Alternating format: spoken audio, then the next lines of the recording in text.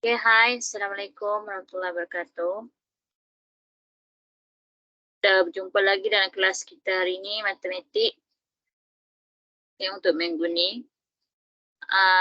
Jadi, kita nak sambung discuss yang mana yang tak boleh nak buat lah. Dalam kertas yang paper homework bagi hari tu kan. Okay.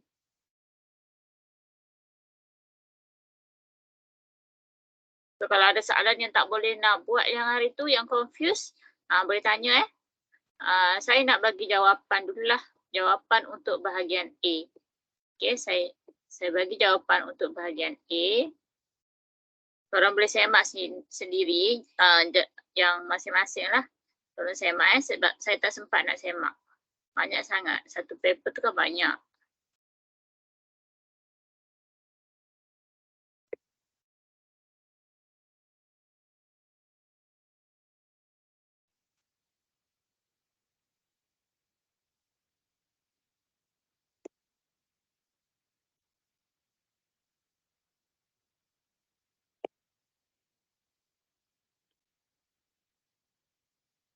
Okey, saya tunjukkan yang bahagian A dulu Bahagian A dulu tolong semak.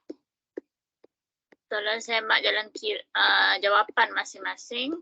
Kemudian tanyalah soalan yang salah atau soalan yang tak boleh nak buat ke. Okey. Untuk soalan 1D.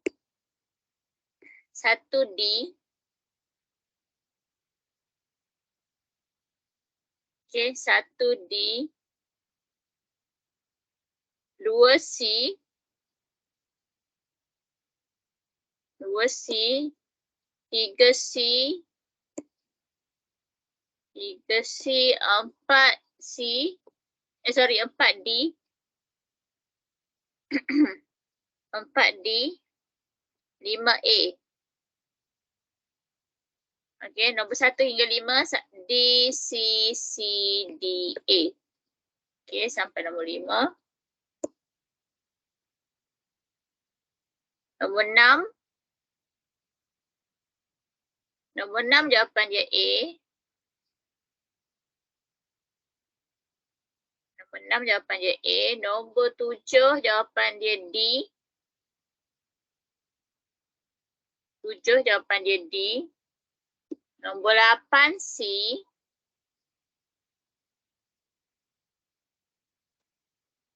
Nombor 8 jawapan dia C. Nombor 9 jawapan dia C. Nombor 9 C juga. Okey, nombor 9 C juga.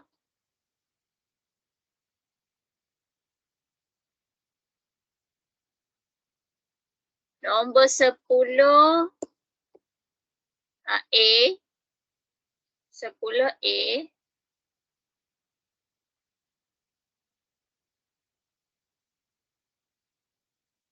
10 A.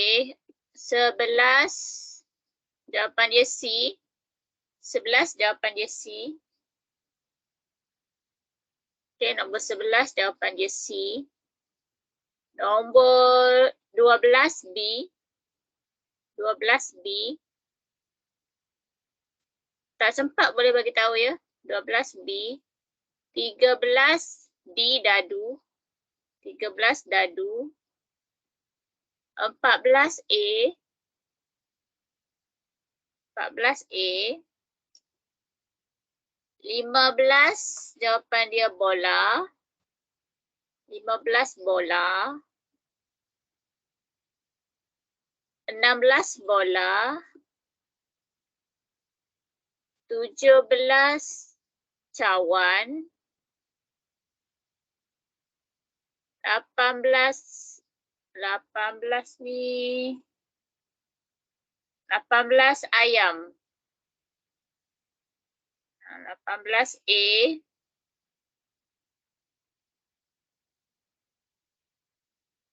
19 bola. Dan 20 cawan. Okey. Semua sempat? Daripada nombor 1 hingga 20. Okey. So, ada soalan yang nak explanation?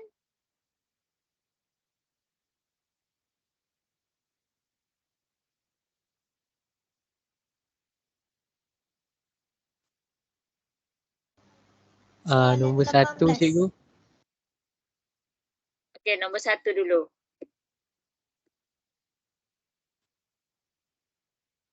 Nombor 1. Okey.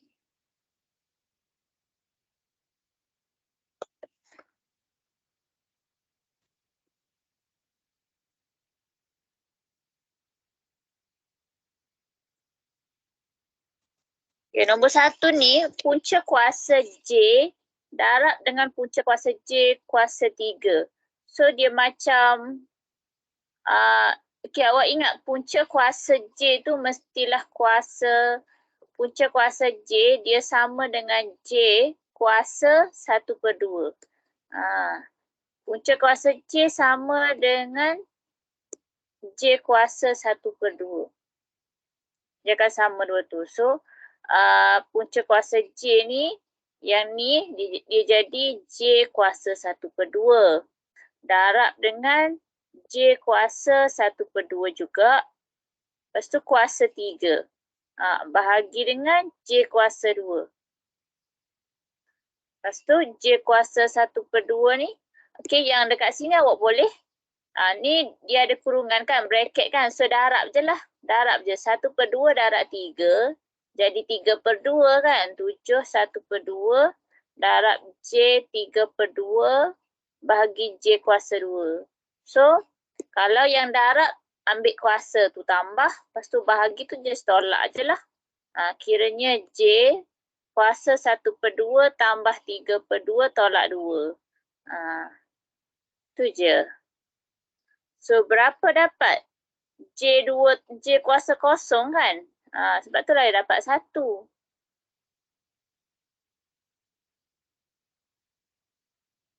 Okey. Lagi soalan?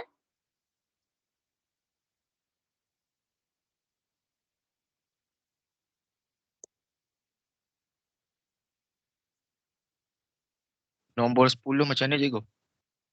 10.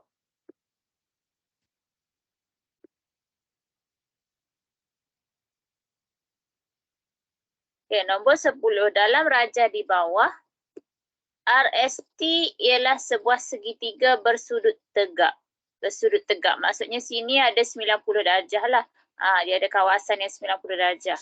Lepas tu dia nak nilai theta dekat sini. Sudut dekat sini. Okey.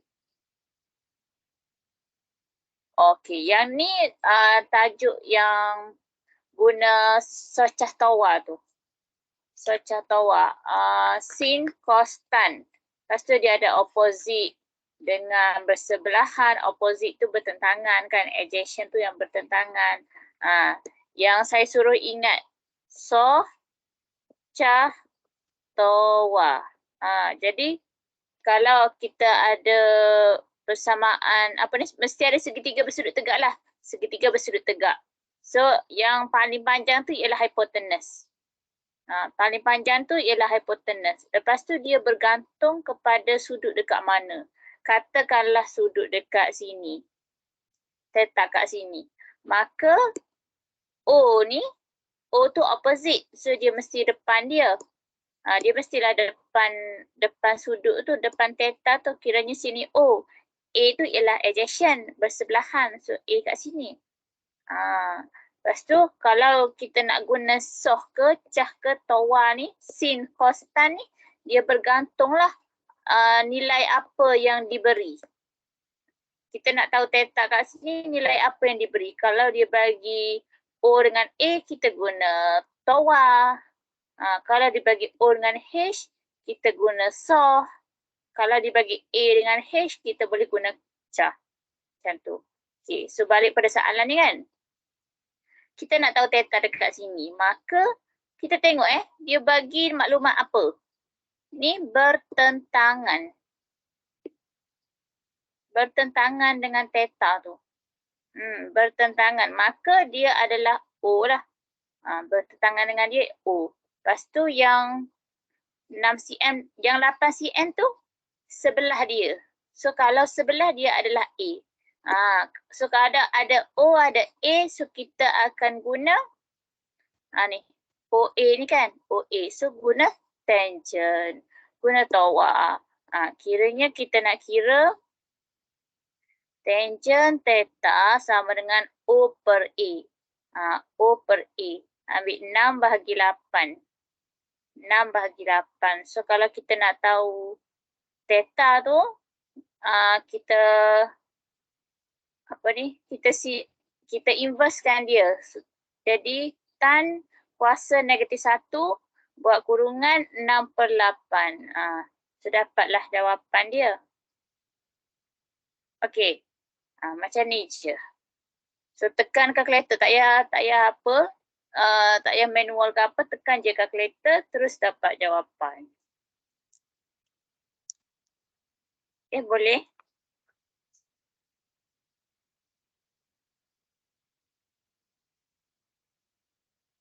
Ke tak dapat jawapan? Dapat kan? Kalau tak dapat jawapan, bagi tahu. Okey lagi?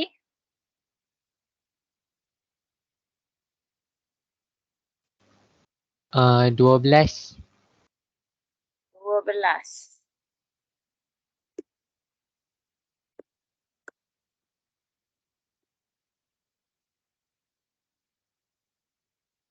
Dalam rajah di bawah, O ialah pusat bulatan. Cari nilai R. Okey, R dekat situ.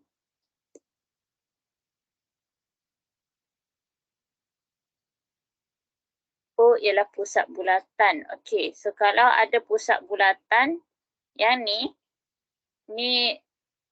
O ni, lepas tu dia ada satu garis dekat sini. Ni kiranya apa ni, diameter lah kan.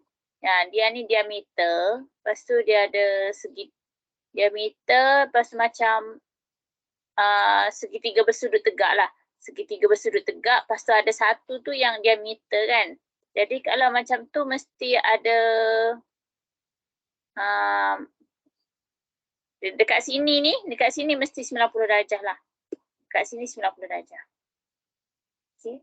Lepas tu kita tengok ni bawah sudut dengan tangent ni. Kalau tak silap saya, dia bawah tajuk sudut dengan tangent.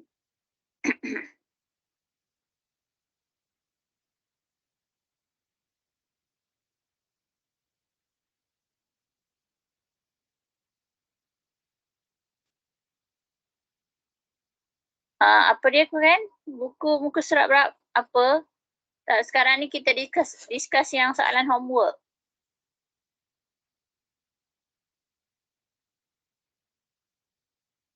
Ya, discuss yang soalan homework. Tak ada dalam buku lah.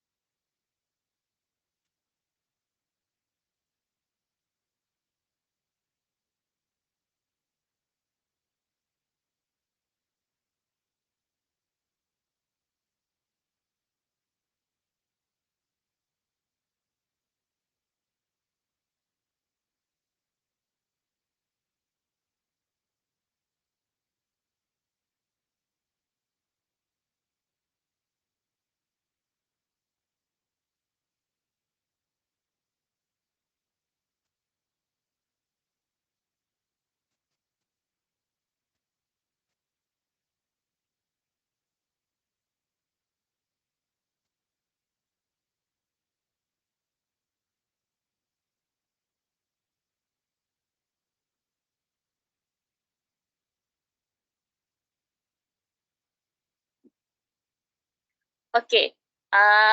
Untuk soalan ni, kan saya kata tadi kan, ni KOF ni adalah diameter.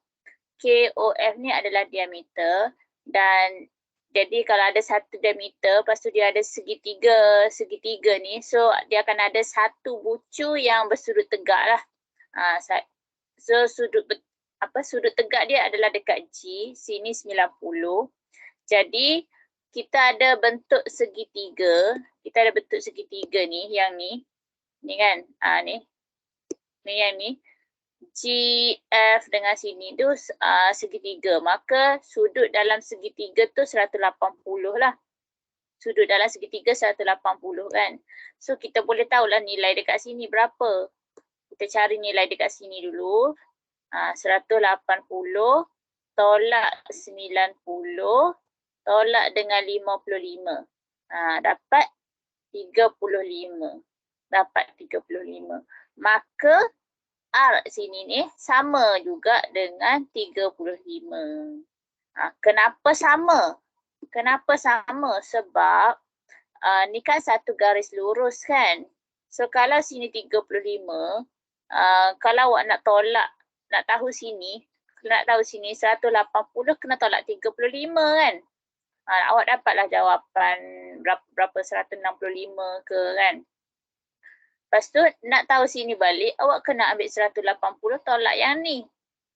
Jadi dia benda yang sama. Last dapat R tu 35 juga sama dengan sebelah sini. Okey. So jawapan dia B 35.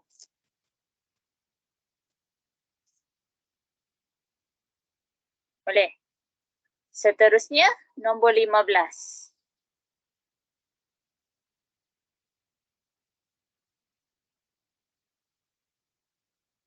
Nombor 15 dalam raja di bawah, EG dan HK ialah tangen sepunya kepada dua buah bulatan berpusat P dan Q. Cari nilai bagi X tambah Y. X dekat sini, Y dekat sini.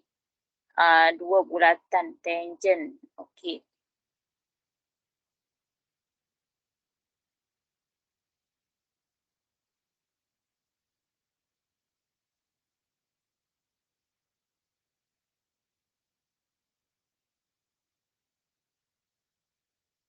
So kalau kalau yang ni tangen, mestilah kan sudut dia ni mesti 90, sini 90, sini 90, sini 90.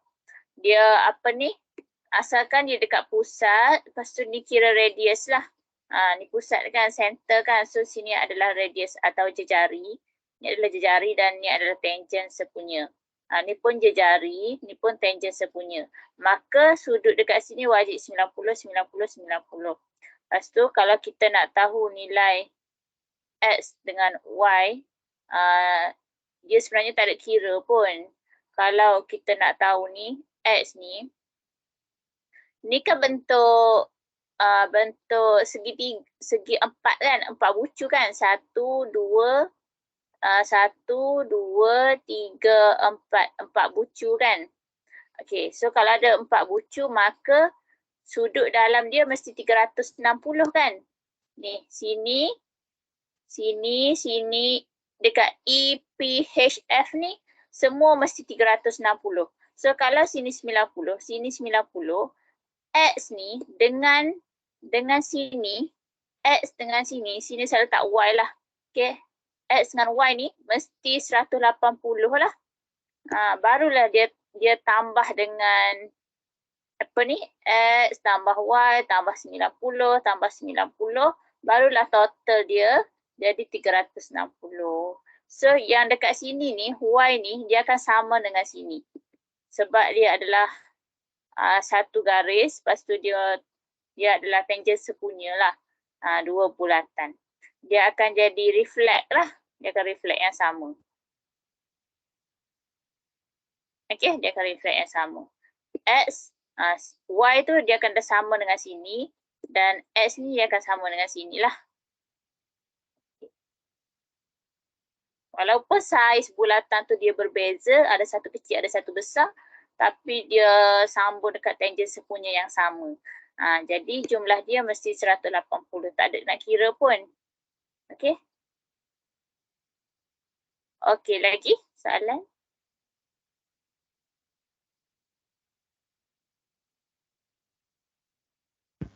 Ah, 13.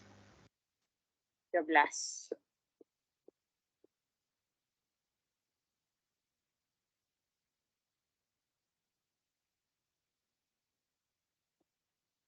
Okey, 13.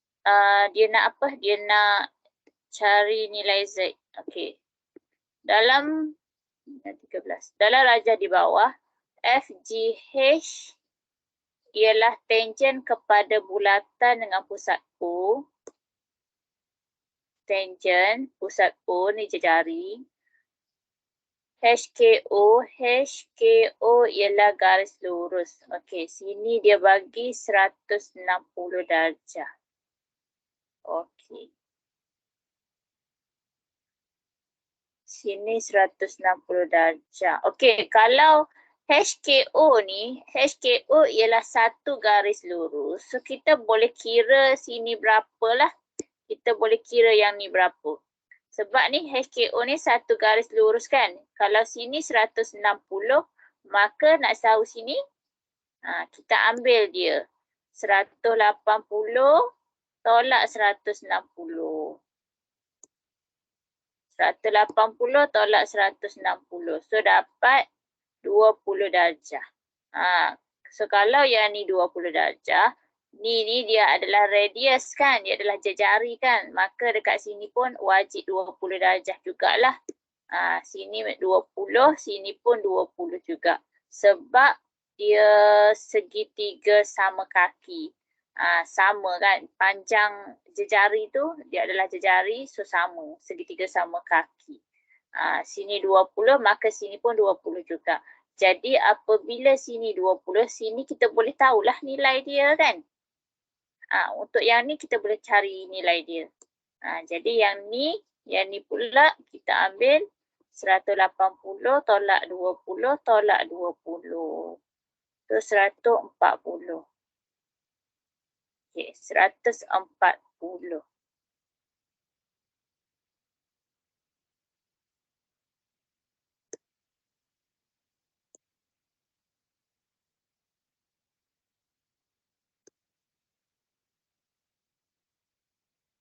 Lagi nak cari Z kat sini. Okey, kalau sini 140, sini kita boleh carilah kan. Jadi nilai dia 40 pula kan. Yang ni jadi 40. Yang ni 90. Ni. Yang ni jari dengan tangen 90. So dah boleh cari Z. Dah boleh cari Z. Kenapa? Sebab dia ni bentuk segitiga. Bentuk segitiga sudut dalam dia ialah 180.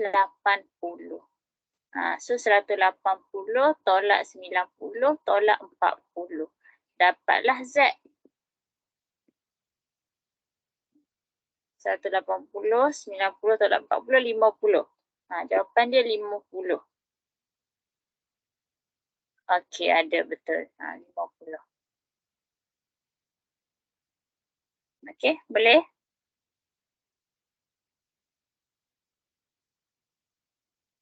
Lagi?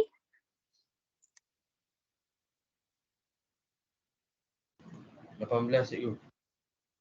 18.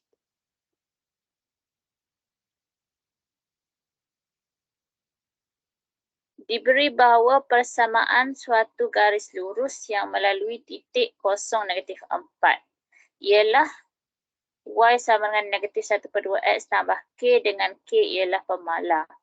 Cari titik persilangan garis lurus itu dengan paksi X. Okey. So paksi X kita ada satah Cartesian kan. Satah ke atas tu, ni paksi X lah. Okey, lepas tu titik kosong negatif 4. Kosong negatif 4. X kosong, Y negatif 4. So dia jadi titik dia dekat sini. Kosong negatif 4. Lepas tu garis dia ni Y sama dengan negatif 1/2X tambah K. Okey. Tengok M dia. M dia berapa?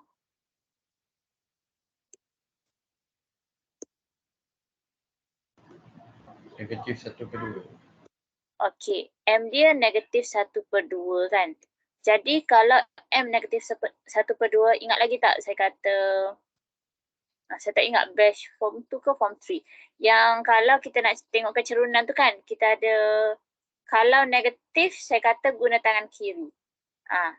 Kalau kecerunan dia negatif, seguna tangan kiri, maka dia guna tangan kiri. So maksudnya garis tu dia akan jadi bentuk macam ni. Bentuk ke sini negatif. Macam ni. Guna tangan kiri. Saya kata daripada perut ke bahu. Ambil daripada perut ke bahu. So dia macam ni lah bentuk dia. Guna tangan kiri. Jadi kalau yang ni, mungkin macam ni lah kot. Garis dia. Garis dia mungkin macam ni lah. Kan? Lebih kurang macam ni lah. Dia tak akan jadi sini. Jadi apa lagi? So kita nak tahu titik persilangan dengan paksi S. So nampak tak? Kita dah nampak tak? Paksi S tu jawapan kita mesti dalam negatif. X kita akan dapat negatif. Sebab bentuk dia M tu akan dapat negatif. So kalau awak nak kira kan A atau B je jawapan dia. C dengan D salah. Itu kalau kita nak congak lah. Okey, nak kira dia pula. Awak cuma masukkan je lah. Y sama dengan negatif 1/2 X tambah K kan. Masukkan je titik kosong negatif 4 tu. Ambil je. Negatif 4 sama dengan negatif 1/2. X tu ganti dengan kosong, cari K. K berapa? Negatif.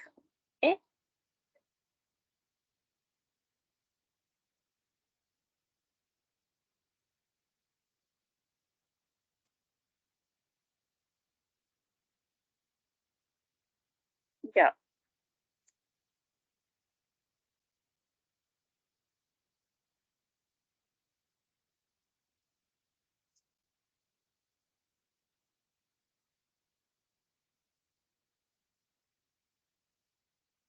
Dia nak apa? Cari titik persilangan. Titik persilangan. Yang ni nilai K. Ni nilai K negatif 4 kan? Okey, dapat K tu awak masukkan balik dalam persamaan tu. Masukkan balik Y sama dengan negatif 1/2 X tambah K tu awak ganti dengan tolak 4. K tu ganti je. Dengan tolak 4 ganti. Lepas tu dia nak titik persilangan dengan paksi X kan. Dia nak tahu yang sini. Ni sini. Point sini berapa. So titik ni, titik persilangan ni maksudnya pada paksi X tu, nilai dia akan jadi negatif kan. Negatif dan kosong. Y dia dapat kosong. So awak masukkan je lah.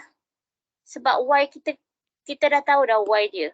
Y dia kosong sama dengan negatif 1/2 X tolak 4. So daripada sini awak cari X dia berapa. 1/2 X sama dengan negatif 4. Maka X kita dapat negatif 4 darab 2. Negatif 8. So A lah.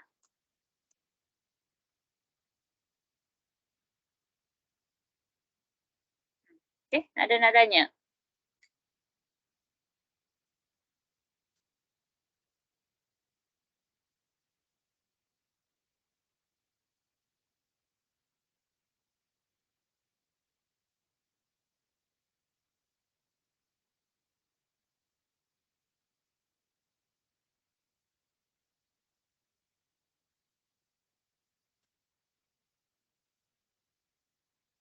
Okay, ada lagi soalan?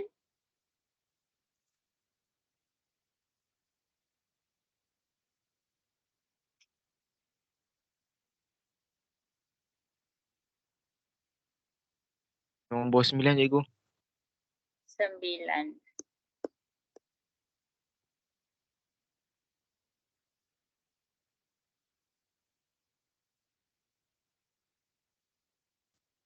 Lukisan berskala. Panjang sebenar satu sisi bagi sebuah segi 4 ialah 49 mm. Panjang sebenar. Okey, panjang sebenar segi 4.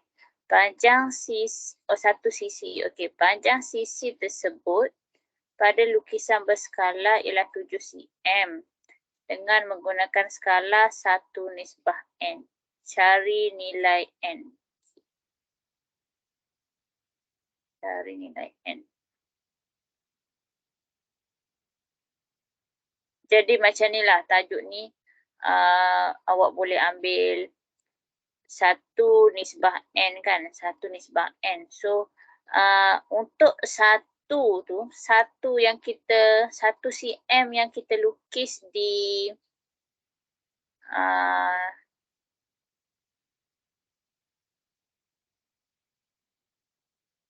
sekejap Oh, dia unit tak sama sekejap. So, awak samakan unit dululah. 49 mm nak tukar ke mana? Tukar ke mm pun boleh.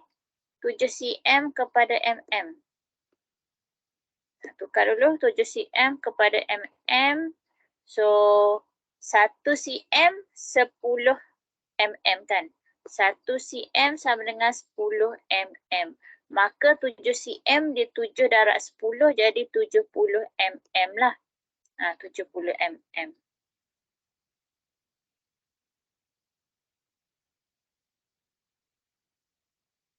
Okey, bermaksud dekat sini 49 mm 49 mm tu yang panjang sebenar bersamaan 70 mm dalam lukisan berskala. Okey, so dia nak tahu 1 nisbah berapa kan? 1 cm 1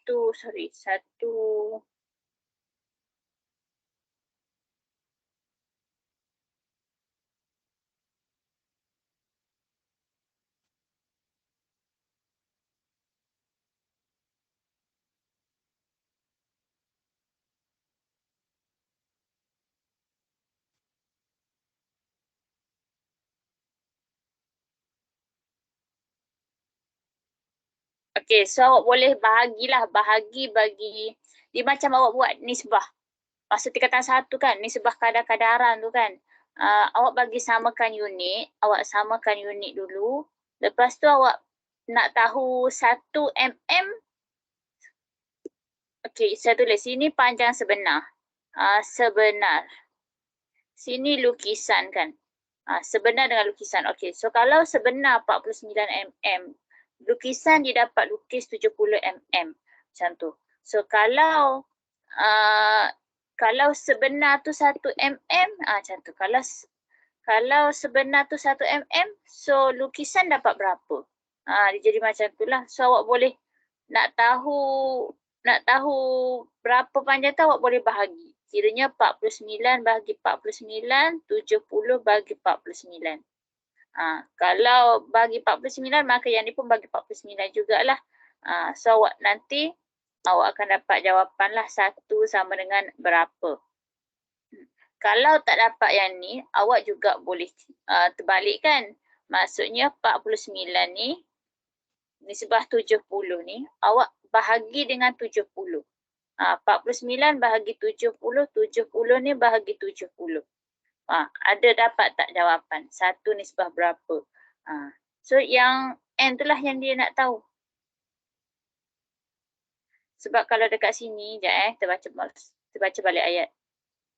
Panjang sisi tersebut pada lukisan berskala 7 cm dengan menggunakan skala. Maksudnya 1 tu ialah lukisan berskala kan. 1 tu ialah lukisan, N tu ialah panjang sebenar. So kalau 7 cm, 70 mm dapat 1 mm, berapa panjang sebenar? So dia bagi 70 lah. Kiranya dia bahagi 70. 70 bahagi 70 dapat 1, 49 bahagi 70 berapa? Faham ke?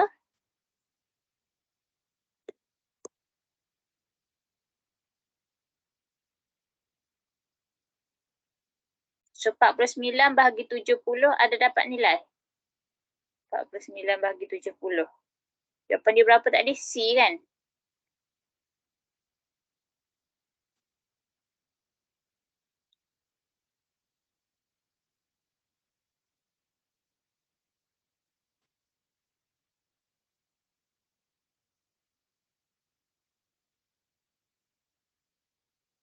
Okey.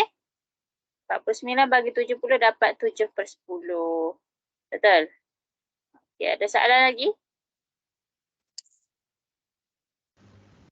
Cikgu, dekat soalan 18 tadi kan, apa maksud K ialah pemalas? Tadi saya lupa nak tanya. K pemalas tu maksudnya dia tidak berubah. Pemalas tu dia tidak berubah. Jadi dia C lah selalunya. Nombor yang tidak berubah. Dia apa ni, kalau kita ada persamaan, macam ni, Y dengan X tu yang berubah-ubah. X dengan Y tu kan, sebab X dengan Y tu titik dengan serta kartes tu dia boleh berubah. Dia nak letak dekat mana koordinat tu. X dengan Y yang dia berubah. Kalau pemalas tu, K dengan -1/2 ni dia tetap. Sebab dia dalam persamaan yang ni, -1/2 ni jangan nak ubah. Sebab kalau kita ubah, garis dia dah bergerak ke lain. Ataupun bentuk dia dah lain. Kalau kita tukar -1/2 dah jadi positif, so dia dah jadi bentuk lain lah. Macam ni pula kan. C pun sama. Kalau kita ubah dia -4 tu jadi 4, maka dia akan jadi dekat sini pula. Dia akan berubah tempat. Garis dia tu akan berubah tempat. Kalau pemalas ni, dia tak berubah. Dia tetap. Tu sebab tu dia kata dengan K ialah pemalas. K ni tidak berubah. So awak boleh cari nilai yang lain untuk cari nilai K.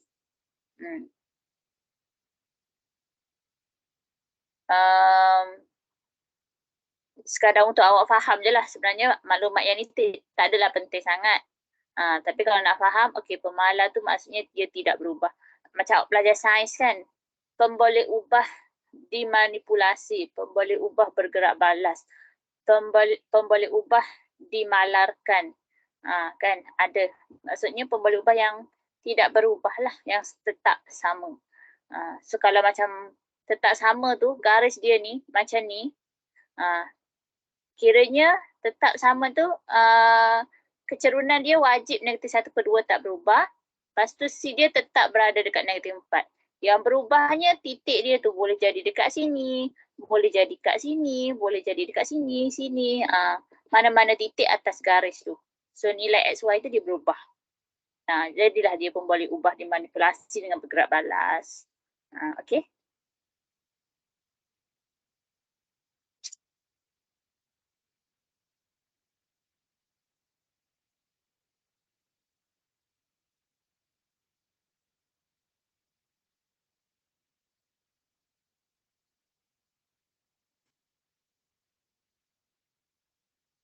Okey, lagi ada soalan? Siapa yang tak buat lagi kena buatlah.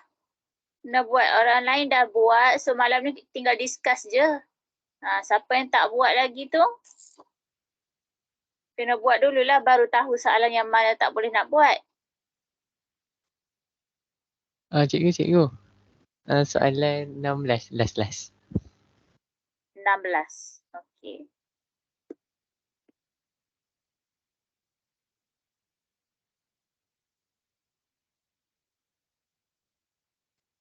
Raja di bawah menunjukkan unjuran ortogon daripada dua arah pandangan bagi sebuah prisma. Isi padu prisma ialah 72. Isi padu prisma. Cari panjang dalam cm PQ. Okey.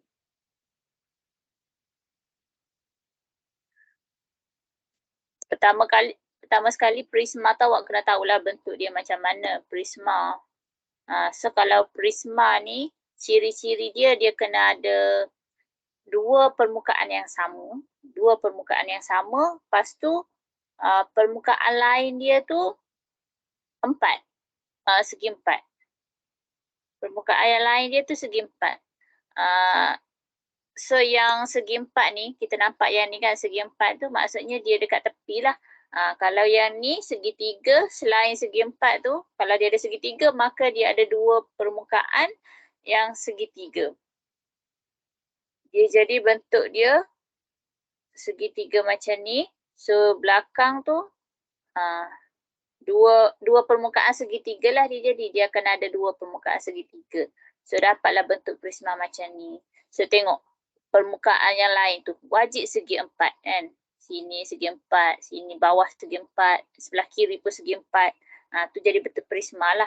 Dia akan ada dua permukaan yang sama. Kalau dekat sini bentuk dia segitiga. So prisma segitiga lah. Prisma segitiga bersudut tegak.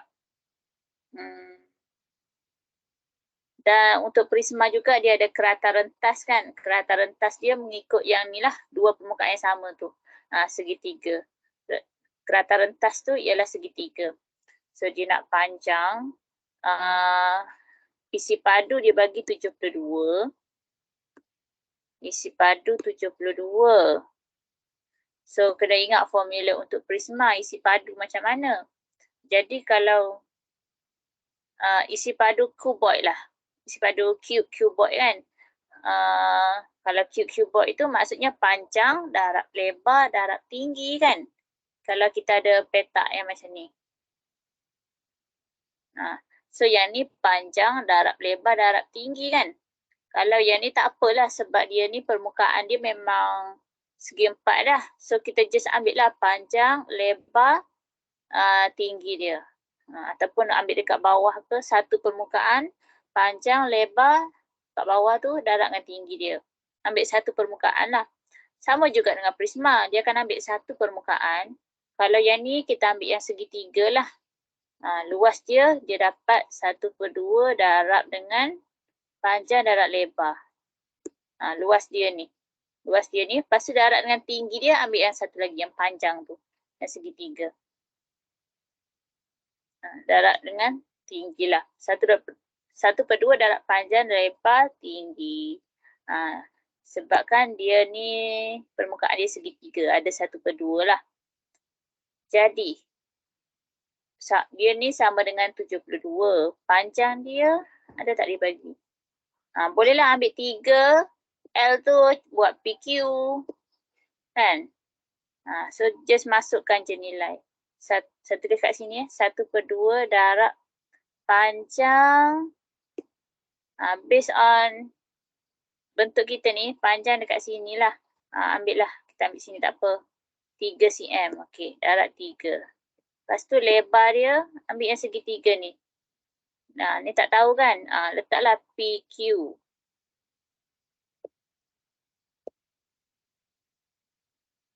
Lepas tu darab lagi dengan tinggi dia. Tinggi dia ambil yang ni.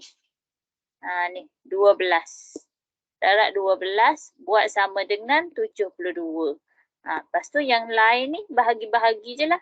72 bahagi 12, bahagi 3, bahagi 1/2. Bahagi-bahagi je. Tekan kalkulator je kata 1 je kan. Bahagian A je.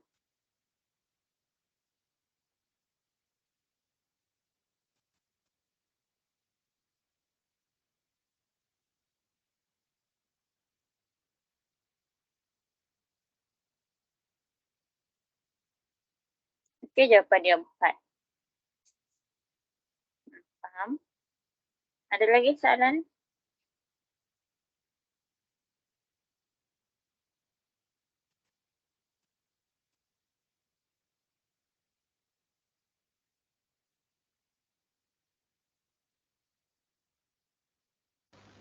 Tak ada dah. Yang lain?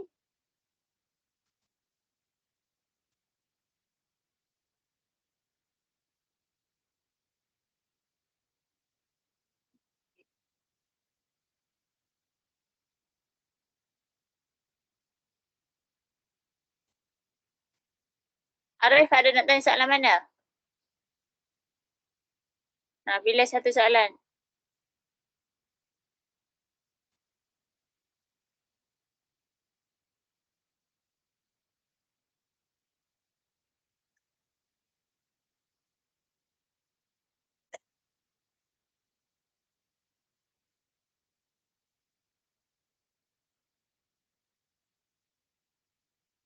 Okay, tak ada. Saya pergi ke bahagian B. Saya pergi ke bahagian B. Nombor 1A jawapan dia 10 kuasa 8. 10 kuasa 8 tolak negatif 3. Kuasa tu lah. 8 tolak negatif 3.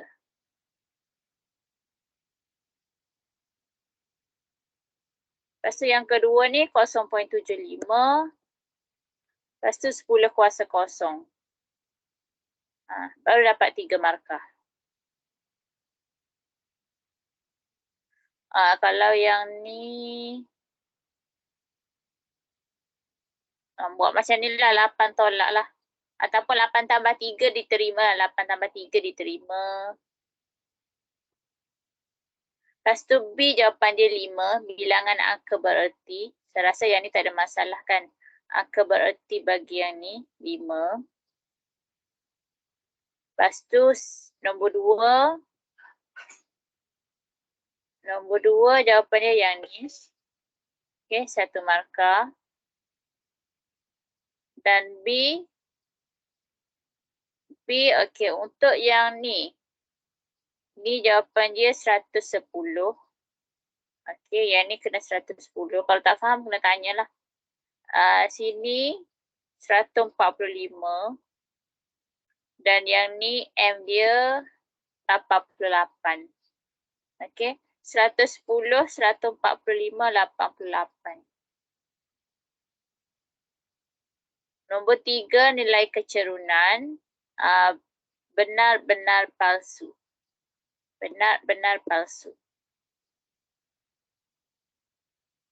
B yang 1 tu salah, yang 2 tu betul lah. Tandakan yang betul, yang kedua yang betul. Okey, 1 markah. Nombor 4. Nombor 4 jawapan dia OCB. OCB, sudut OCB. Okey, kalau sudut OCB tu bermaksud sudut dekat C lah. Sudut dekat C. Tulis OCB tak apa sebab dah ada sudut kat sini. OCB, lepas tu OBC. OBA dia sama dengan OBC. Okey, nombor 4. B tangent 75, cos kosong, cos 60 dengan sin 28. Okey, tertib menurun.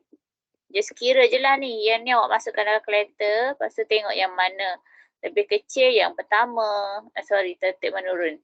Yang mana banyak, letaklah yang pertama kan. Tertib menurun lah. Lepas tu nombor 5. Nombor 5 ni jawapan dia macam ni. Garis ke sini. Lepas turun bawah. Yang ni 2 ni ke sini. Okey, 4 markah. Okey, selesai bahagian B. Ada soalan?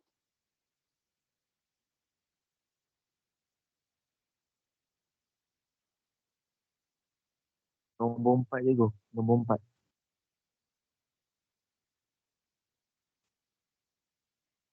Okey, nombor 4. Dalam rajah di bawah, AB dan CB ialah tangent kepada bulatan berpusat O. AB dan CB, tangent. Lepas tu dia kata, yang mana yang sama? Sudut OAB. Okey, sudut OAB. Sudut dia dekat mana kalau OAB ni? OAB. So, sudut dia dekat mana? Adakah dekat O, A atau B?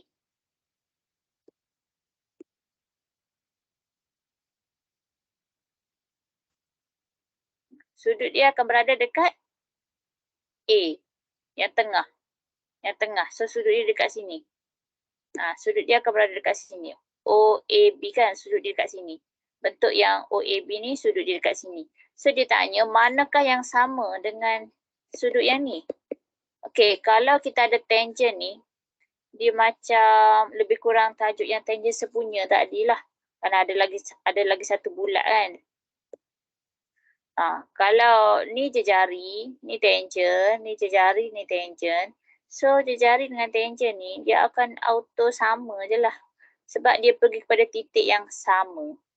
Titik yang sama. Ibarat kita ada tangent sepunya macam tadi jugalah. Kalau dia panjangkan lagi kan, lepas tu ada bulatan ni. So, dia akan sama. Sini dia akan sama dengan kawasan sini. Sebenarnya 90 darjah lah ni. Kalau 90 darjah lah sini ni. OAB dengan OCB. Okey, OCB. Kalau tulis BCO pun boleh lah. Betul juga. Siapa tulis BCO, betul. BCO pun betul. Okey, lepas tu yang ni sudut OBA, sudut OBA sedekat tengah lah, mesti dekat B. Mesti dekat B. OBA, so sudut dekat sini. Yang kat sini. Kan, OBA. Jadi, yang ni dia akan sama dengan sebelah sini. Dia memang bahagi dua lah sebab O tu kan titik tengah kan. Dia bahagi dua. Sini, jari sini, sini. So, dia bahagi dua. Dia akan jadi, akan sama dua ni lah. So, kalau yang ni dia jadi CBO ataupun OBC. CBO ataupun OBC jawapan dia. Asalkan B tu dekat tengah. Awak tulis tu bagi B dekat tengah, sebetul lah. CBO, OBC. Okay. 2 markah dekat situ. Dan yang B, isi tempat kosong. Nisbah trigonometri yang sesuai. Membentuk susunan dalam tertib menurun. Okay. Untuk yang ni, kira je lah berapa. Cos 30 dapat berapa cos 30? Masukkan dalam kalkulator je. Cos 30, kalau tak silap saya 0.6. 0.61 something kan? Cos 30.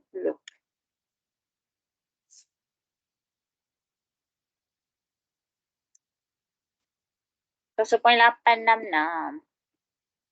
Betul? Lepas tu sin 28 masukkan dalam kalkulator. 0.469. Sin 75.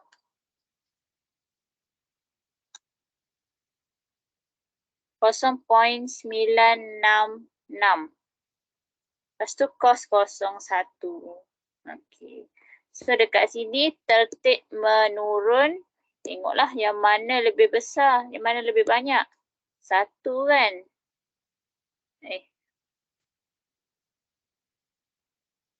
Sebab dia tangent. Tangent 75. Tangent 75 ni maksudnya kena kira jugalah ni. Kena kira. 1. Tangent 75 berapa? 3.732. 3.732. Cos 60 berapa? 0.5. So ambil yang tengah-tengah antara dua ni. 1 lah kan? 1. So 1 jawapan dia. Lepas tu bawah sikit daripada 0.5. 0.5. Ni tertib menurun. Kena kecil lah. 0.469. Kecil daripada 0.5. Itu je lah. Kalau salah mungkin careless lah. Senang je kan sebenarnya. Okey, lagi soalan?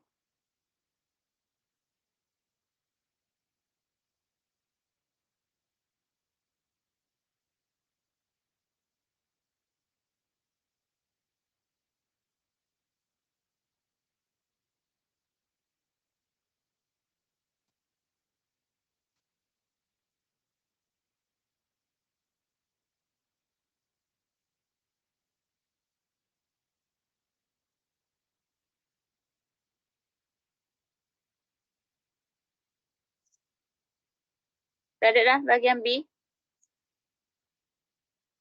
Tak ada.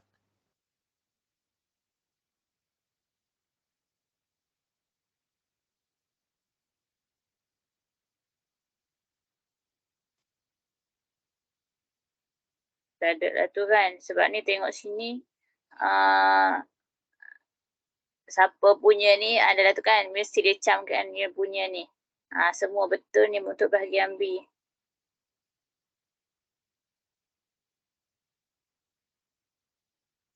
Okey. Yang ni okey, nombor 5 okey. Unjuran ortogon. Okey.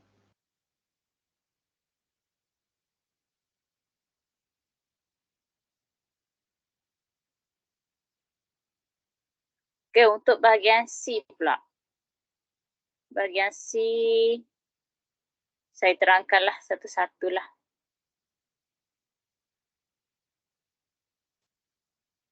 Okey, raja di bawah menunjukkan sebuah semi bulatan berpusat di O.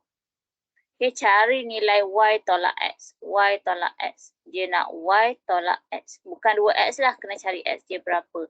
Jadi yang ni semi bulatan. Dan sini O, maka dia jadi, dia jadi diameter lah. Jadi diameter. So kalau diameter bermaksud ni segitiga ni, sini wajib 90. Sebab dia diameter, so sini akan jadi 90. 2X tu akan jadi 90. Memang macam tu dah. Kalau dia diameter, so segitiga yang ni, sini depan dia ni, yang bertentangan dengan sini ni, mesti 90. Maka kalau kita nak cari X, 2X sama dengan 90, cari X dia berapa. 90 bahagi 2 dapat 45. Lepas tu Y pula. Okey, nak tahu Y, okey, sini dah tahu dah 90 kan. Awak dah tahu dah sini 90 darjah. Sini 42. So kalau segitiga, sudut dalam dia mesti 180. 90 tambah 42 tambah Y mesti dapat 180. So, kita boleh kira lah 180 tolak 90 tolak 42 dapat nilai 48. Okey, tak habis lagi. Dia nak Y tolak X. Buat 48 tolak 45 dapat 3 darjah. 3 darjah tu lah baru dapat jawapan. So markah X satu markah, Y satu markah dan Y tolak X satu markah. 3 markah.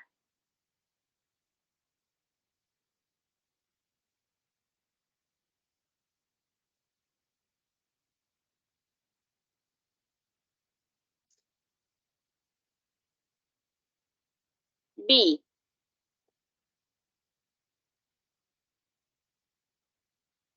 Dalam rajah di bawah, EFG ialah tangen kepada bulatan DF. EFG ialah tangen kepada bulatan DF. Okey, yang ni tangen, maka okey, kalau kita tak boleh kata dia 90 walaupun dia tangen dekat sini sebab dia ni bukan jejari. Kalau dia pergi dekat jejari, yang F ni dia pergi dekat jejari, so dia bolehlah letak 90. Kalau bukan jejari tak boleh. Okey, jap. Nak tahu P dengan Q. Okey, so yang ni dah bagi dah 55, sini 65 kan. Kalau soalan macam ni, mungkinlah awak confuse kan nak kira yang mana, kan. Confuse nak kira yang mana. Tak apa, tengok je maklumat yang dia bagi. Saya pun tak tahu ni, nak pergi dekat P ni macam mana lah, nak buat yang mana dulu tak tahu. So, ikut je apa yang dia bagi. Sini 55, 65. So saya boleh cari dekat sini dulu ni. Kan, saya boleh cari kat sini dulu.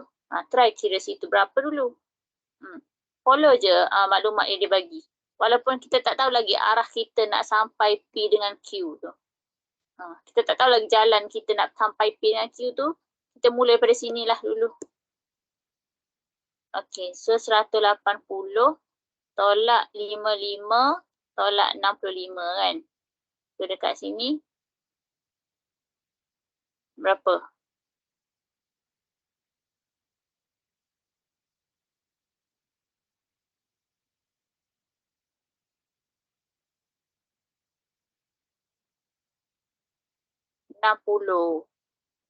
Okay, situ 60.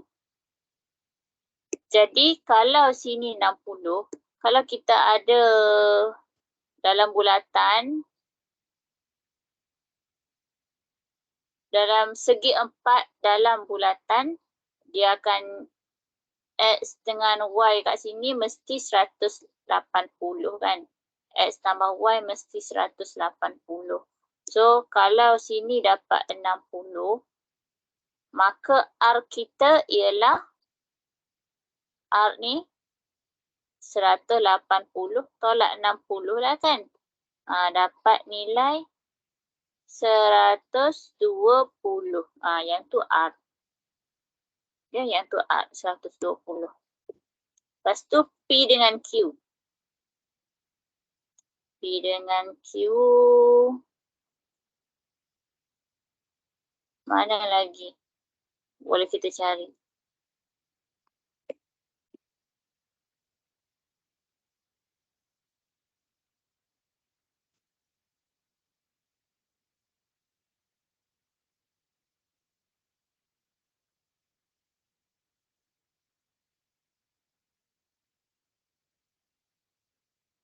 Okay, saya tengok kat sini dululah. Saya tengok sini 60 tadi kan. Sini 60, sini 48, maka saya boleh kira yang ni. Ni segitiga, so saya boleh kira dekat sini. Saya boleh kira dekat sini. 60, 48, kira kat sini. So, sini 180 tolak 60 tolak 48 kan.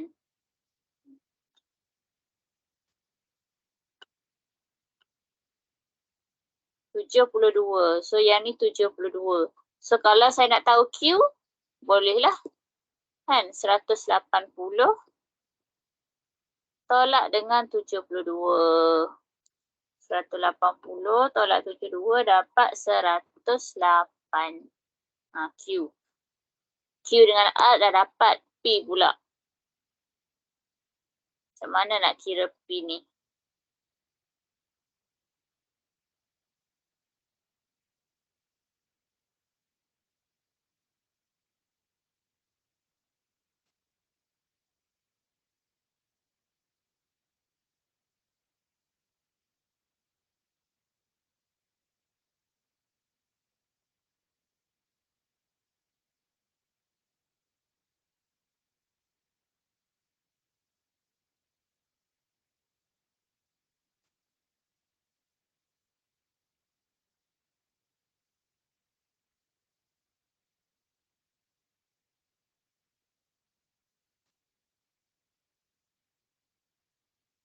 Macam mana P? Ada idea?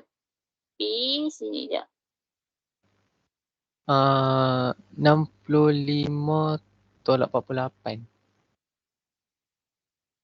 Okey, so kita guna yang sudut yang sama tu kan. Ada konsep yang sudut sama tu.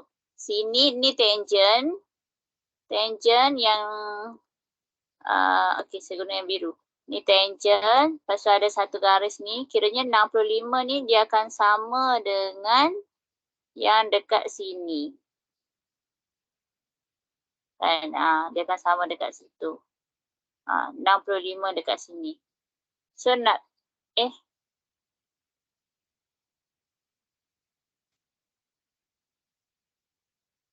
betul ke?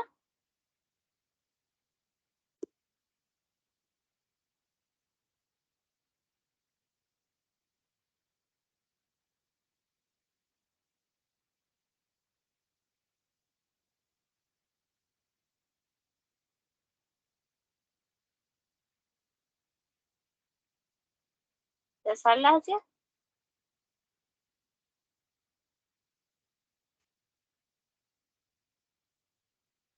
Ni nombor berapa? Ni nombor 1. Okay.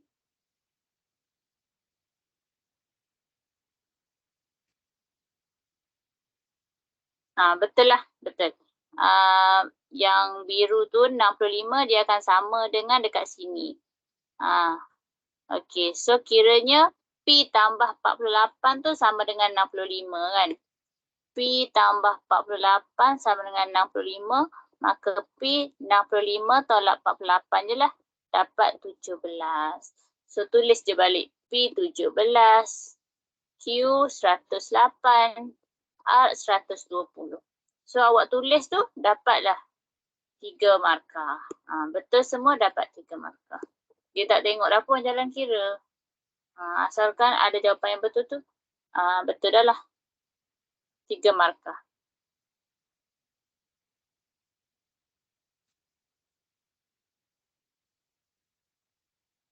Sebab tu yang ni macam kalau awak nak stay, nak buat P dulu, tak apa, tak perlu pun nak stay, nak cari P dulu betul-betul. Boleh je, pusing dulu nak buat R dulu ke Q ke, boleh je. Dia nak tengok jawapan je, jawapan akhir. Okey. Ni jawapan dia. Sini 3 markah kita. Lepas tu C. C raja di bawah menunjukkan sebuah segi empat sama A, B, C, D. E, K, G, H. E, K, G, H. Masing-masing adalah titik tengah bagi sisi A, B, B, C, C, D, D, A. B, L, J, D. B, L, J, D lengkuk berpusat di C. Okey, lengkuk berpusat di C. Maksudnya BC dengan CD ni adalah jejari. Ni lengkuk C tu titik tengah kan, pusat dia kan. So BC ni dengan CD tu jejari. Okey. Diberi bahawa X, Y, Z 3 titik bergerak. Okey, locus lah. Locus X, Y, Z. Nyatakan locus bagi titik X yang bergerak dengan keadaan. Okey. Tajuk ni, awak just ingat 5 jenis locus. Hari tu saya dah katakan 5 jenis locus. Kita dah buat banyak dah. Kita dah ulang banyak kali kan. Locus tu ada 5. Dia locus tu mesti dia berjarak dari satu titik.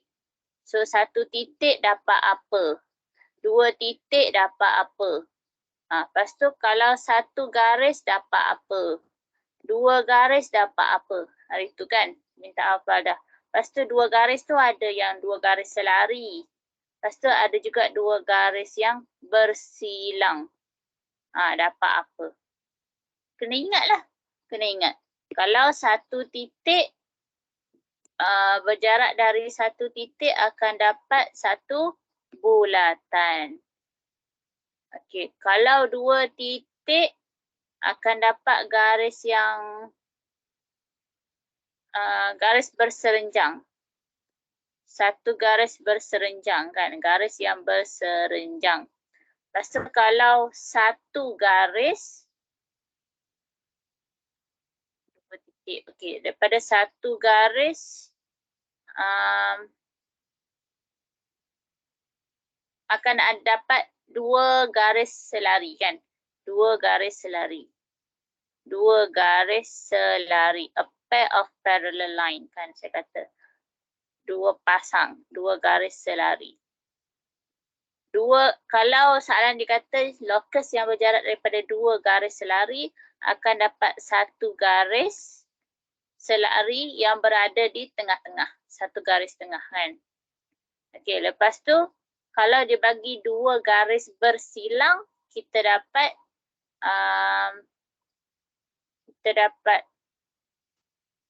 kita panggil sudut lah, sudut macam pembahagi 2 sudut. Pembahagi 2 sudut. Awak ingat yang ni je, 5 ni je. So bila ada soalan tu kenal pasti dia daripada apa. Daripada yang ni 1 titik ke 2 titik ke. Kalau tengok dekat sini locus titik X bergerak dengan keadaan XC sama dengan BC. XC, okey, locus X lah ni. Locus X kan dari C. Locus X dari C maksudnya daripada 1 titik. Locus X tu daripada C, daripada 1 titik. So maksudnya daripada bulatan.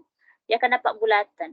So locus tu dia sama dengan BC. So BC ni kan.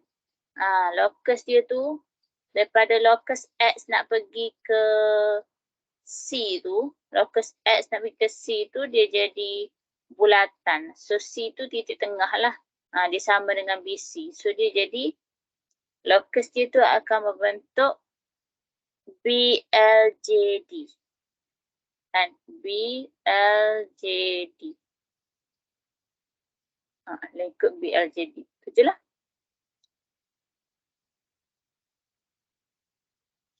Okey, yang kedua, lokus bagi titik Y yang bergerak dengan keadaan jaraknya sentiasa sama dari garis CD dan AD.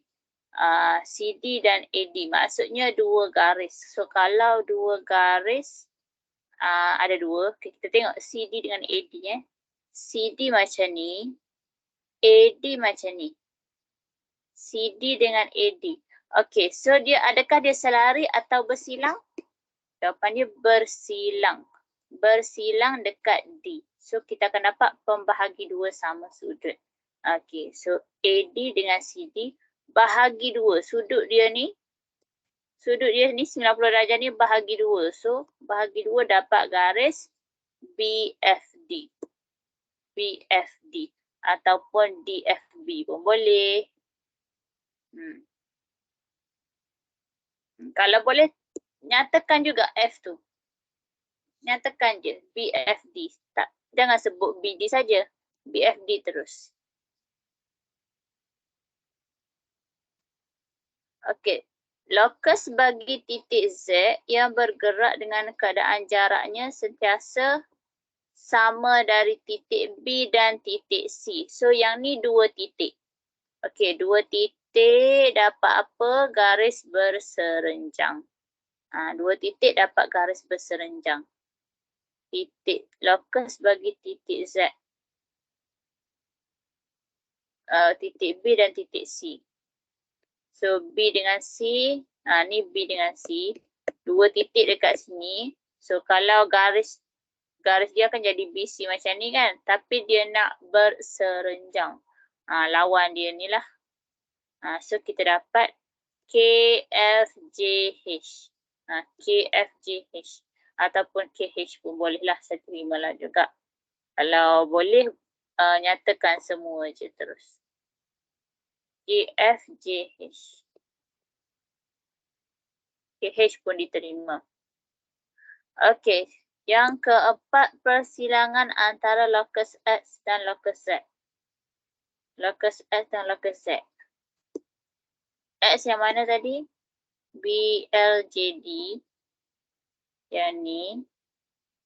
Satu lagi lokus Z. Lokus Z yang sini.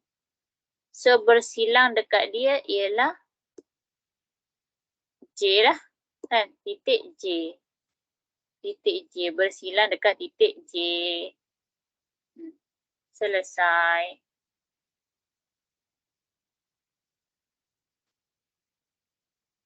Okay, boleh faham ke ada nak tunggu ke apa?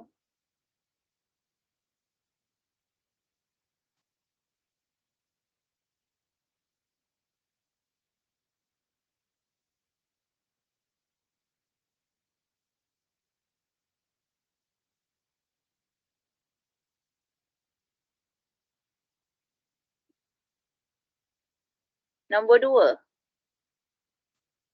Dalam rajah di bawah, KLMN dan KJHG ialah garis lurus. Okey, garis lurus. So ingat je lah, mesti garis lurus tu mesti 180 kan.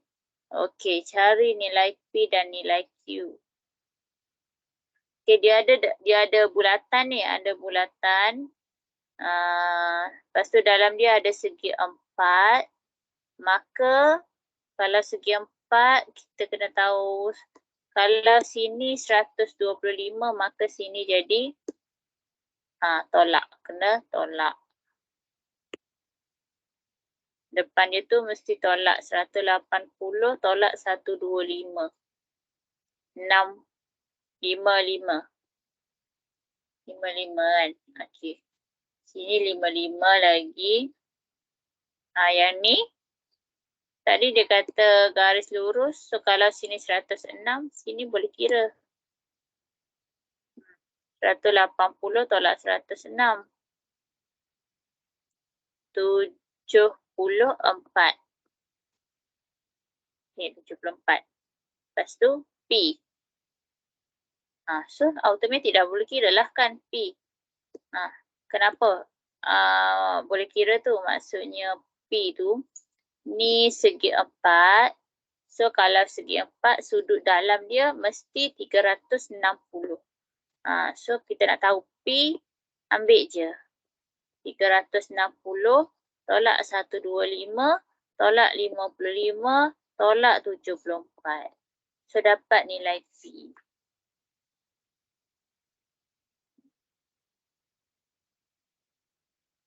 (106). Itu kalau nak kira satu-satu kan. Ataupun kalau awak ingat konsep yang P ni dia akan sama dengan yang dekat luar. Sebab kan ni boleh juga yang ni. P dengan sebelah sini, P dengan 74 tu maksudnya 180 kan. So nak tahu P kena 180 tolak 74 dapat 106. Sama juga. Yang saya kira tadi banyak sebab saya tak nampak kan P tu macam mana nak kira macam mana. Masa first tengok tu tak nampak P tu nak kira macam mana. So follow je. Buat je, cari je sudut yang kita boleh kira dulu, kira. Mana sudut yang kita boleh kira, kita kira dulu. Lepas tu nak cari Q. Okey, nak cari Q ni pun sama. Sini boleh kira, sini boleh kira. Kan? Yang ni kita boleh kira, yang ni kita boleh kira. Lepas tu nak tahu Q, 180, tolak je lah. Tak ada masalah kan. So yang ni dapat 74. Kan, bila kira lah, kira 180 tolak 125, dapat 60. Depan ni 55. So nak tahu Q, just tolak je.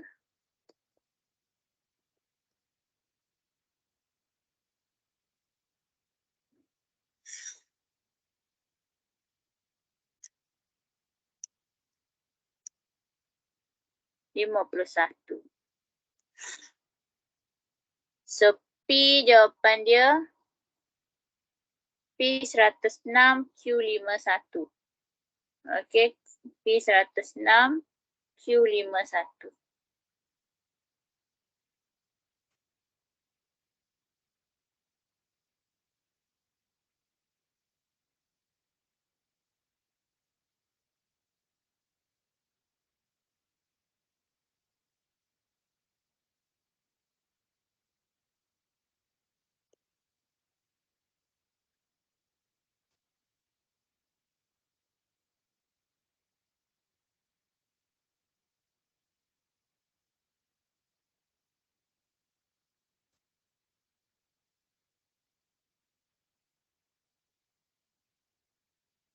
Alright, boleh. Seterusnya B. Tinggi sebenar sebuah bangunan ialah 72 meter. Bangunan itu dilukis pada plan mengikut skala 1:1200. Cari tinggi dalam cm bangunan itu pada plan kan. Okey, so macam yang bahagian A tadi jugalah. Awak boleh guna konsep yang ni, buat macam nisbah macam ni. Yang kita nak tahu tinggi pada plan. Maksudnya tinggi yang dalam lukisan kan. Tinggi dalam lukisan. So H tu nyatakan sebagai H. Letaklah apa-apa huruf H. So tinggi tu ni tinggi lukisan. Awak bahagilah dengan tinggi sebenar. Tinggi lukisan bahagi dengan tinggi sebenar. Lepas tu ni tinggi lukisan 1 bahagi dengan tinggi sebenar. Dalam skala. Yang ni yang yang ni yang sebenar, yang ni yang mengikut skala. Faham? Yang ni sebenar, yang ni yang skala. So yang lukisan H, lepas tu yang sebenar 72 dan untuk yang sebenar tu silap. Sorry, yang atas ni lukisan kan? Yang atas ni lukisan. Yang bawah ni yang sebenar. Okey, so ambil je lukisan H bahagi dengan sebenar. So yang dekat sini pun skala dia yang lukisan lah 1. Lepas tu yang sebenar dia ialah 1200. 1200. So just darab je lah 70/1 bahagi dengan 1200. Silap sikit je ni.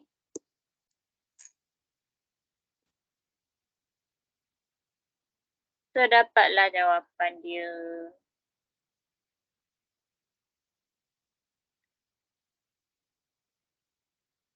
(72/1) bahagi 1200. Berapa? 6.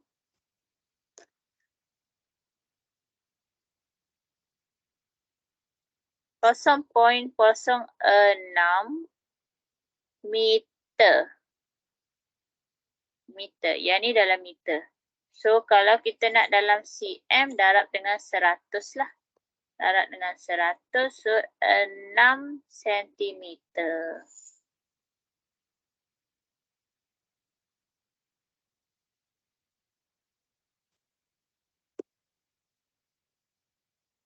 Tu je. So kalau awak ada kira 72 bahagi 1200 tu 1 markah dalam kira dia. Lepas tu darab dengan 100. Ataupun markah dia ni 0.06 meter, lepas tu tukar ke 6. 1, 2, 3, 3 markah.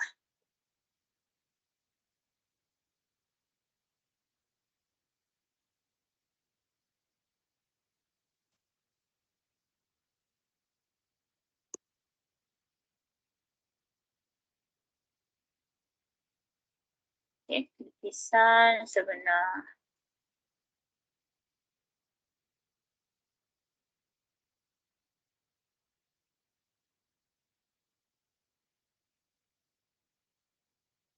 Okey, untuk soalan C ni pula, dia ni bawah tajuk nombor 3 kan, hari tu je baru buat. Pelaburan, saham pelaburan, simpanan hari tu kan. Okey, yang ni kos purata seunit saham. Okey, hari tu kita tak ada masuk pasal kos purata kan. Okey, tak apa. Jadual di bawah menunjukkan pembelian unit saham oleh Encik Yung untuk 3 bulan berturutan. Januari, Februari, Mac. Okey, berturutan. Jumlah pelaburan dia bulan Januari 4,000.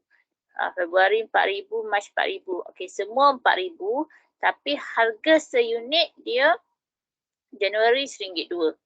Februari RM15. Mac RM3. Lepas tu dia nak tahu hitung kos purata. Okey, ada minggu lepas saya bagi formula untuk kos purata kalau tak silap saya.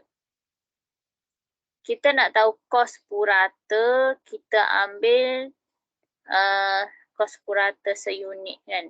So kita ambil jumlah yang dia habis, jumlah pelaburan, kos purata, jumlah pelaburan bahagi dengan bilangan unit. Bilangan unit. Jumlah pelaburan, berapa yang dia habis, berapa yang dilaburkan, bahagi dengan berapa yang didapat. Dapatlah kos purata. Okey, so jumlah pelaburan 4,000 Januari. So sekarang ni kita kena tahu bilangan unit lah. Berapa bilangan unit pada bulan Januari, berapa Februari, Mac berapa. Kena tahu bilangan unit dia. Harga seunit RM1.2. So macam mana kita nak tahu berapa unit yang dapat dibeli kalau dia labur sebanyak 4,000. Okay, labur 4,000, harga seunit RM1.2, so ada berapa unit? Okay. Bahagilah, awak bahagi.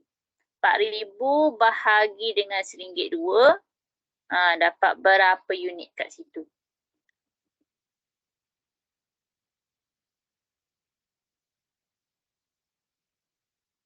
Tiga kan? 3,333 unit lah tu. Lepas tu Februari pula awak kira 4,000 bahagi RM1.15. Lepas tu 4,000 bahagi RM1.3. Lepas tu berapa bilangan unit? Tambahlah. Awak tambah semua. Berapa jumlah bilangan unit? Yang ni tambah yang ni berapa, tambah yang ni berapa. Lepas tu masukkan dalam formula. Kos purata ialah jumlah pelaburan bahagi dengan bilangan unit. Jumlah pelaburan semua ni lah. Januari, Februari, Mac ni. 4,000, 4,000, 4,000 dapat 12,000. Bahagi dengan berapa jumlah unit ni. Hasil tambah ni semua.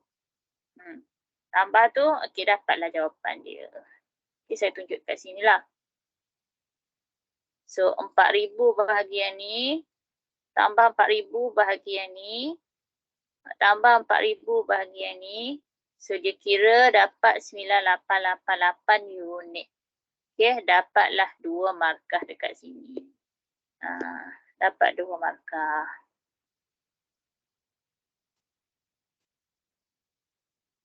Okay.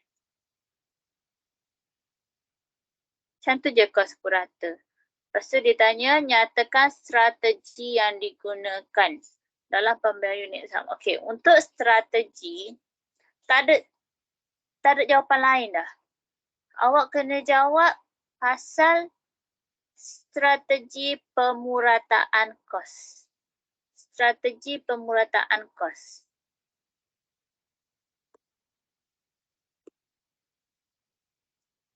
Okay, so untuk yang ni strategi pemurataan kos. Strategi pemurataan kos.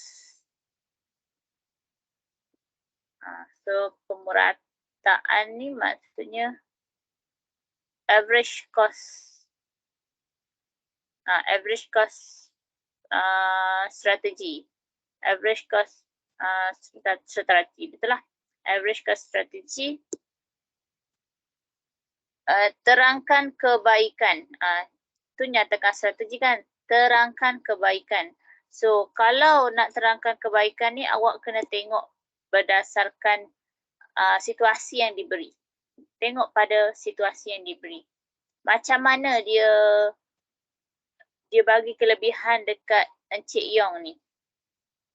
Kalau yang ni dia berlabur 4,000 kan. Lepas tu walaupun dia sebenarnya strategi pemerataan kos ni maksudnya dia boleh je labur pada bulan Januari contohnya. Dia melabur terus pada bulan Januari 12,000. Dalam satu bulan dia melabur terus 12,000 dengan harga seunit RM1.2. Okey, so kita kiralah dapat berapa bilangan unit kan. So yang tu tak berapa okey. Kenapa? Sebab bila dia labur sikit-sikit, Januari sikit, Februari sikit, Mac sikit, dia boleh dapat harga yang berlainan untuk satu unit. Dia lagi jimat sebabnya pada bulan Februari harga dia lebih murah. Kalau kita labur pada Januari sahaja, harga dia mahal. Sedangkan bulan Februari harga dia jatuh, kita boleh banyak jimat kat situ. Sebab itulah kita guna strategi pemerataan kos, dapat jimat kat situ. Jadi cara nak jawab tu, kita dapat menambahlah bilangan unit yang dibeli oleh Encik Yong. Kiranya terangkan kebaikan tu dia jadi strategi ini dapat meningkatkan bilangan unit yang dibeli. Bilangan unit yang mampu dibeli oleh Encik Yong. Faham ke tak ni? Dia kalau kita 12,000 kan, total 12,000 kan. Contoh dia membelanjakan terus 12,000 tu pada bulan Januari RM1.2, awak bahagi awak dapat 1,000. 1,000 unit. 12,000 bagi RM1.2. Dapat 1,000 unit. Sedangkan kalau awak buat macam ni, 12,000 tu, awak bahagi dengan harga ni, kan, awak dapat 9,888 unit. Beza kan? Sangat-sangat berbeza unit dia. Kan? So kalau dia buat macam ni, dia boleh beli banyak unit. Kalau dia beli sekelompok terus pada satu bulan, sikit je dia dapat beli unit dia. Itulah strategi pemerataan kos. Nak jawab dia, wajib strategi pemerataan kos dan ayat ni bergantung kepada situasi. Apa? Dia ada dua je. Sama ada meningkatkan bilangan unit yang dibeli oleh Encik Yong atau yang kedua, harga yang dibeli lebih jimat. Harga yang dibeli tu dapat lebih rendah. Macam itulah, lebih jimat harga. So dua tu je jawapan. Tengok pada soalan dia nak cari apa. Kalau bahagi harga untuk tahu bilangan, maka kita tengok meningkatkan bilangan unit. Kalau dia kata bahagi bilangan dapat harga, so dia nak tahu harga yang mana murah. Macam tu.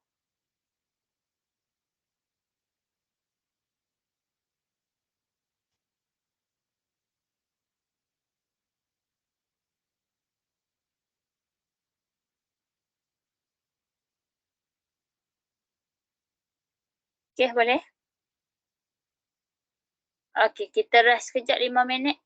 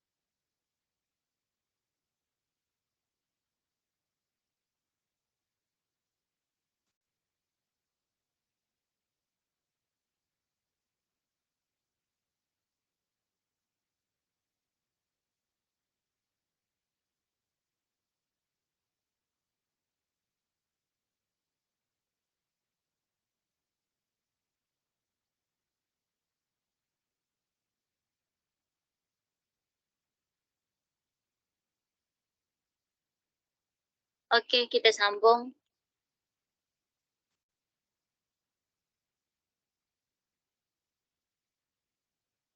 Kita sambung sikit lagi. Nombor 3.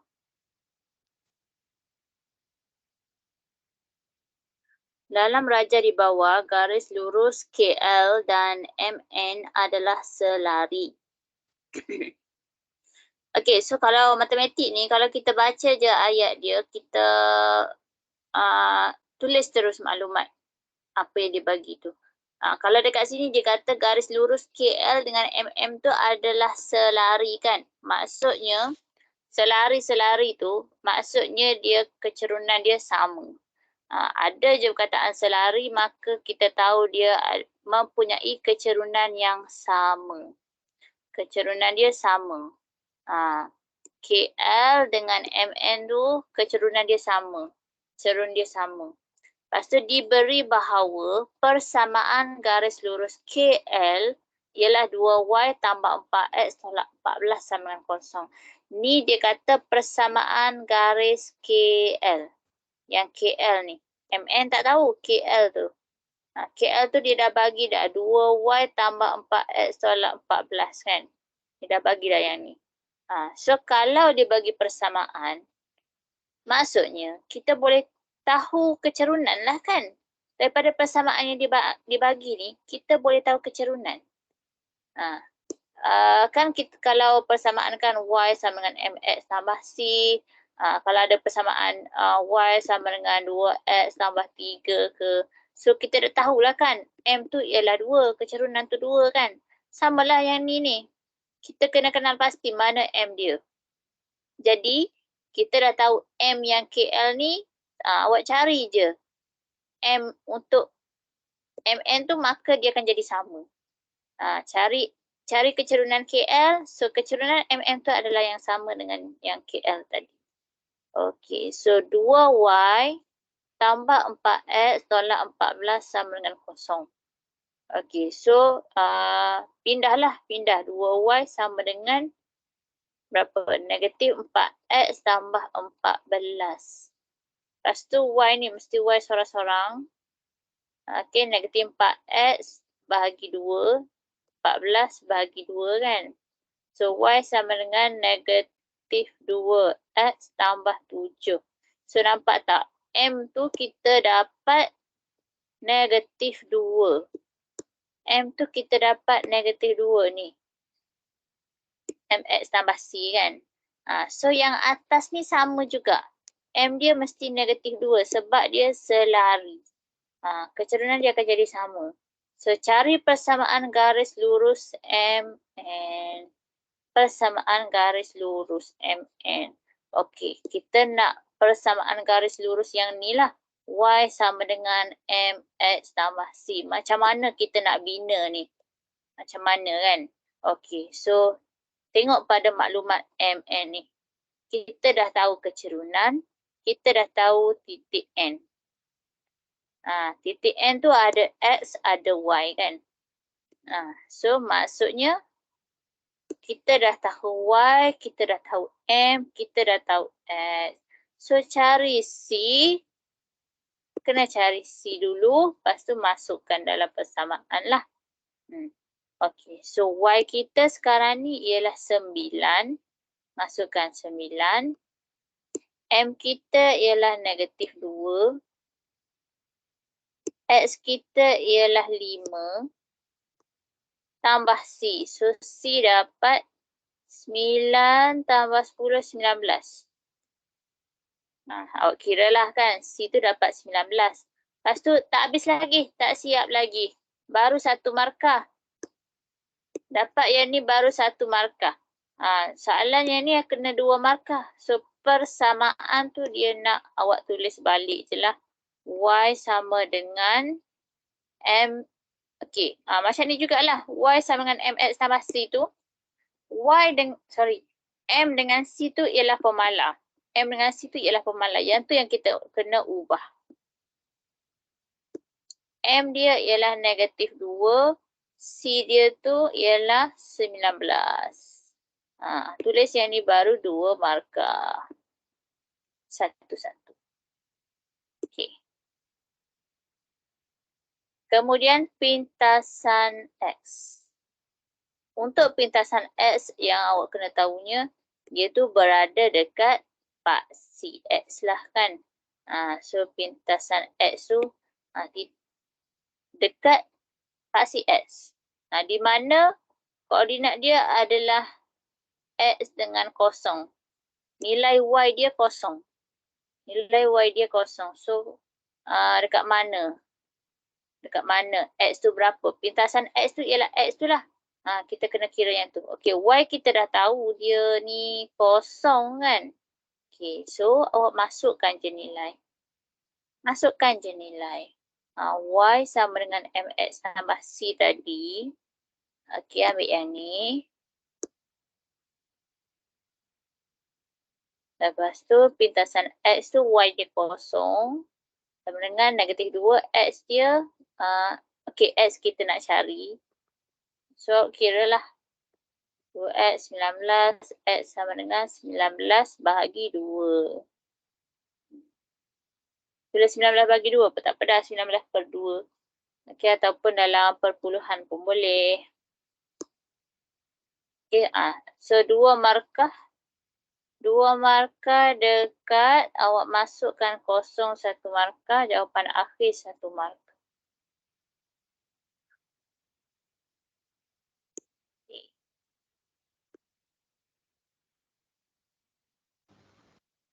Cikgu nak tanya kalau salah negatif, kalau terletak negatif kan, jawapan kira salah tak? Negatif 19 per 2 macam tu. Ya. Salah lah, tak boleh lah.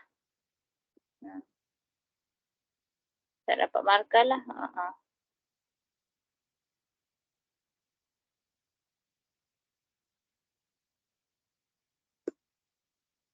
Okey, B. Fungsi cos RM K bagi jualan M helai seluar ialah K sama dengan 20M tambah 16. Ini persamaan dia.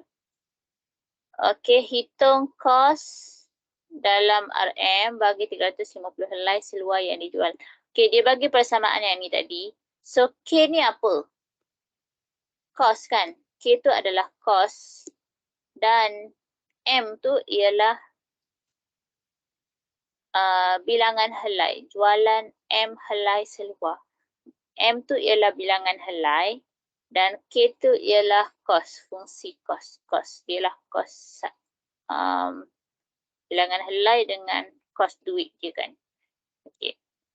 So yang pertama, hitung kos dalam RM bagi 350 helai seluar yang dijual.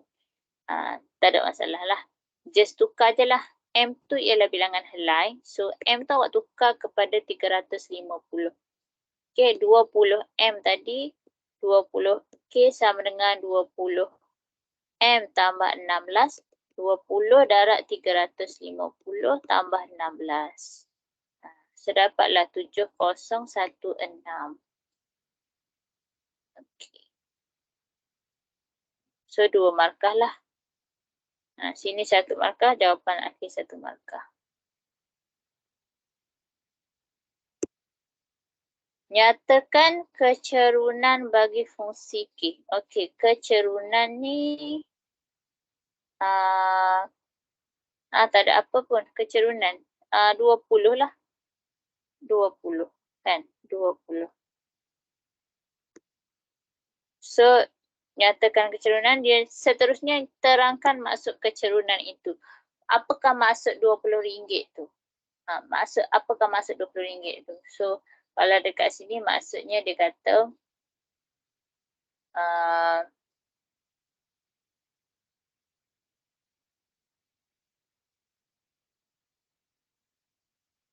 setiap RM20 setiap RM20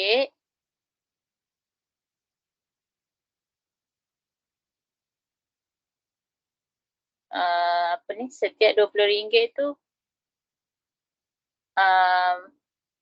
maksudnya satu tu lah. Macam mana nak cakap? Sehelai RM20. Kalau 350 helai kita darab dengan 20 kan. Tapi bukan harga untuk satu helai. Dia ni RM20 ni dia lebih kepada kos dia ni, dia akan bertambah sebanyak RM20 sekiranya terjual. Dia akan bertambah. Betul lah, lebih kurang macam tu lah. So, kos dia tu dia meningkat, bertambah sebanyak RM20 sekiranya dia dijual. Dia tambah RM20, tambah RM20, tambah RM20. Macam yang ni lah kan, kalau contoh kosong.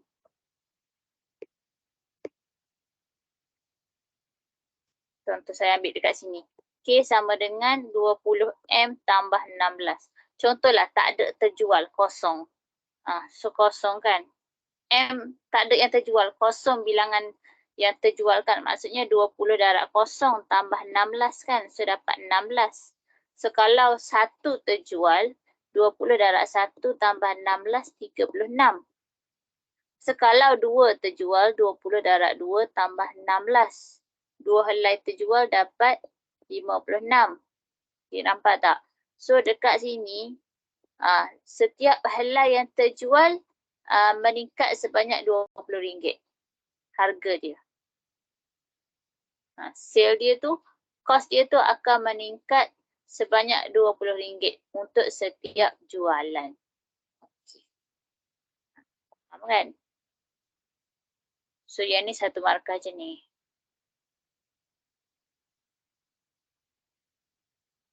Sekejap 3 markah, dia boleh jadi 4 markah. Kalau dibagi 3 markah tu, so depend lah. Mungkin yang first tadi, yang satu tu 1 markah sahaja. Lepas tu yang kedua ni, 20 dengan yang akhir. Penerangan dia tu je. 1, 2, 3. Okay, last lah. Kita bincang last C.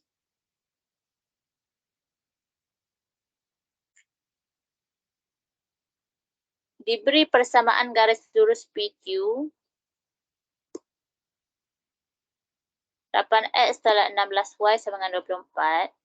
Tentukan sama ada kecerunan garis lurus PQ ialah positif atau negatif. Nak tahu kecerunan. Okey, nak tahu kecerunan tak ada masalah. Tukar je, pindah-pindah sampai dapat dalam bentuk Y sama dengan MX tambah C. Pindah-pindah, pindah ke kiri, pindah ke kanan. Apa ni? Ni 8X tolak 16Y sama dengan 24 ni kan. So kita nak Y saja sebelah kiri. Pindah 8X, pindah 16, pindah. Okay. Pindah-pindah ni. So last sekali dapat yang bentuk macam ni. So tengok M dia, kecerunan, tengok M dia ialah 1/2. Maka dia adalah positif. Kalau dia tanya macam mana bentuk graf positif kan. So kita guna tangan kanan, letak dekat perut, keluar ke bahu. So dia akan jadi, saya imagine macam tu je lah. Maksudnya bentuk graf yang positif ialah macam ni. Positif.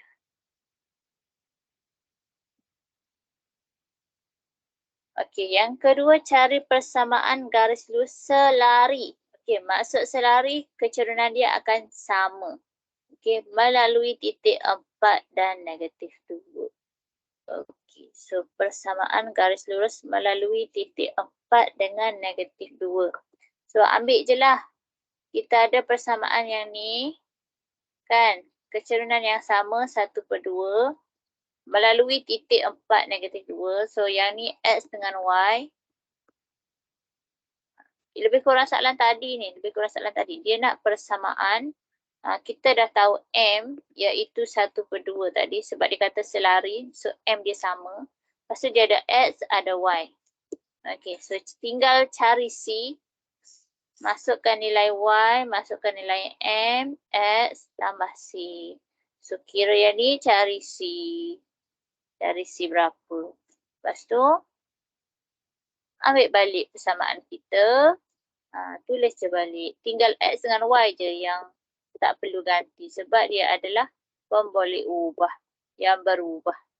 Yang dimanipulasi. dan bergerak balas. Yang 1/2 dengan negatif 4 ni adalah mala, pemala. Okey. Alright, saya rasa itu sajalah untuk hari ini sampai nombor 3.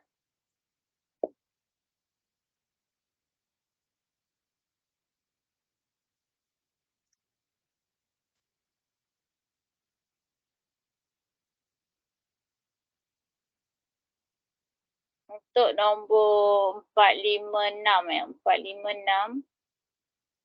Okay, tak apalah. 456 ni kita sambung lagi kelas nanti. Lepas tu kita sambung macam ni. Awak buat teruslah praktis summative 4 Praktis summative 4. Sekejap nak tanyalah. Praktis summative 4 ke nak ni? Buat macam ni juga soalan exam ni. Saya cari set lain pula. Boleh. Praktis summative. Soalan exam. Soalan exam. Yang lain? Soalan exam juga.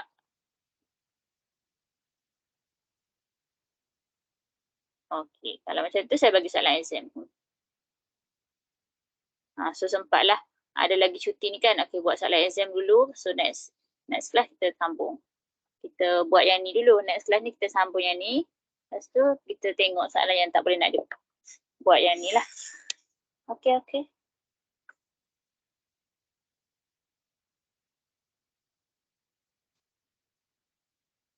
Okey, saya end dululah sampai sini dulu. Lama-lama pun padat sangat dah hari ni banyak. Okey, thank you. Assalamualaikum. Selamat malam. Terima kasih cikgu.